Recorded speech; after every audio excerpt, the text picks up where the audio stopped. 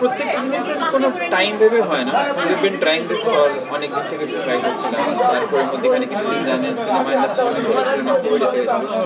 তারপরে কথা বলতে বলতে ইভেন্চুয়ালি এই একটা টাইম হলো যেখানে এভরিবডি গট এক্সাইটেড, বিকজ এটা এরকম একটা জিনিস যেটা আমি ভাবলে হবে না। আমি ইন্ডিয়াতে বসে আছি, এখানে শাহের ভাই আছে, কি করে আমি এখানে কন্টেন্ট বানাবো।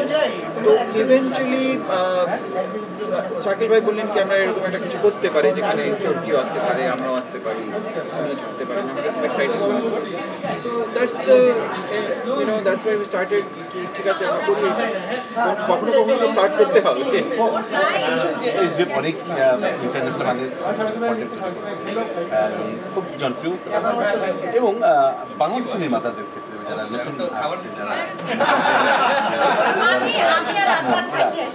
নতুন নির্মাতাদের প্রতি এসবিএফ এর কনফিডেন্স কতটুকু, তারা কতটুকু নিজেদের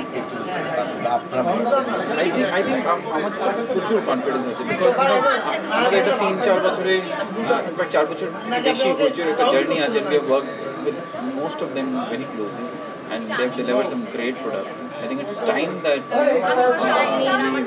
we together with them create something which is internationally accepted.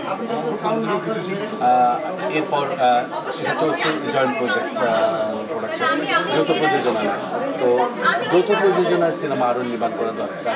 এটা অ্যাকচুয়ালি যৌথ প্রযোজনা না, এটা বাংলাদেশের প্রোডাকশন। উই আর অলসো, আমাদের এখানে কোম্পানি আছে, তো এসবিএফ অনেক দিন থেকে এখানে কোম্পানি আছে। বাংলাদেশের মার্কেটটা কেমন সিনেমা আপনাদের? এটা ছবি করছি বুঝতে পারবো রিলিজ করলে কিরকম মার্কেট। দেখুন, মার্কেট অলওয়েজ সিনেমার ডিপেন্ড কি সিনেমা কিরকম হচ্ছে, আমরা ওটাতেই বিলিভ করি। সিনেমা খারাপ হলে আপনি বড় মার্কেটেও লাগালে কিছু হবে না, সিনেমা ভালো হলে খারাপ মার্কেটে খুব ভালো কাজ। So I don't believe in that theory কি সিনেমার মার্কেট কেমন, সিনেমা মার্কেট তৈরি করে। আগামী দিকে আরও কাজ করার জন্য ডেফিনেটলি স্টার্ট, আমরা তো কোনো জিনিস ছোট বলি না।